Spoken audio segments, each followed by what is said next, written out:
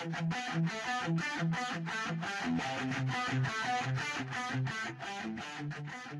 Pentagon says Oklahoma's decision to allow National Guard troops to avoid the COVID-19 vaccine isn't in line with federal orders. Thanks for joining us. I'm Maycee, and this is ENN Now. The new head of the Oklahoma National Guard told troops last week they wouldn't be required to take the COVID-19 vaccine. According to the Military Times, the Pentagon says the Defense Department, not the state, has the final say on the vaccine requirement.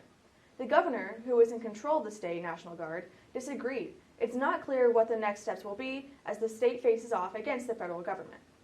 Meanwhile, the Oklahoma Attorney General announced this week he is again suing the Biden administration over vaccine requirements. Attorney General John O'Connor joined AGs in 11 other states in a lawsuit opposing vaccine requirements for healthcare workers. The states are seeking a temporary injunction to stop the federal rules from taking effect.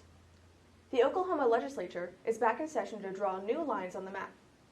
The House and Senate are in special session to consider changing the boundaries of the state legislative and congressional districts. At the same time, lawmakers were met with protests from people calling on them to do more to stop the vaccine mandates. The governor has said that the special session will only be about redistricting. Hidden in rural Oklahoma is a piece of Oklahoma's outlaw past.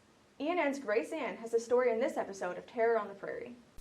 Oklahoma's past is riddled with complicated and sometimes colorful characters, including the infamous Belle Starr.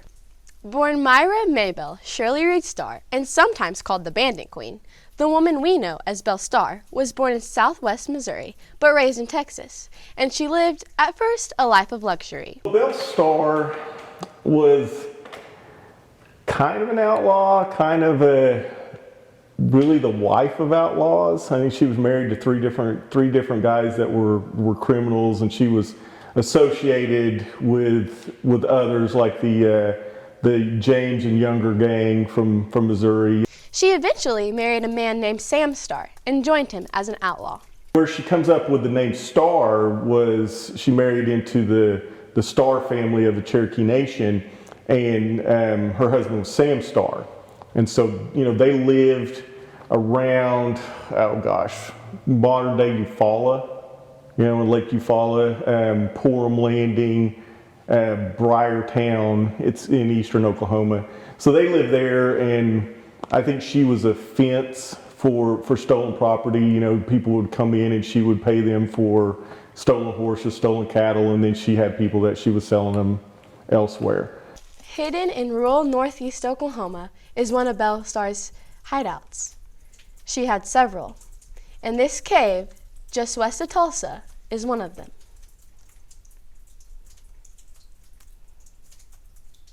As the legend goes, Belle Starr and her gang sought refuge in this cave after robbing one of the local banks.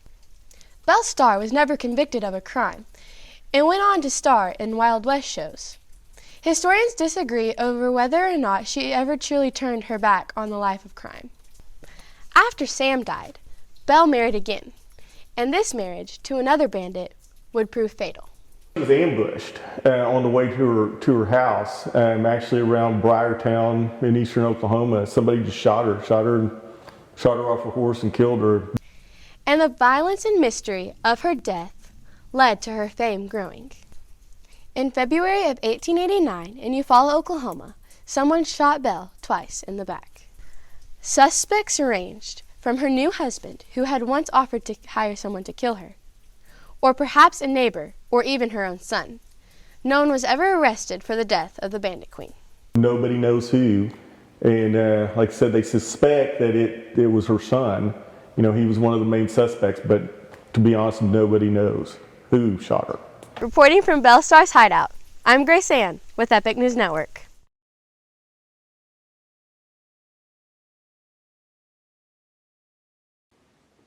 Thanks, Grace, and thank you for watching. And be sure to keep checking our website and social media pages for more stories from our team of student journalists.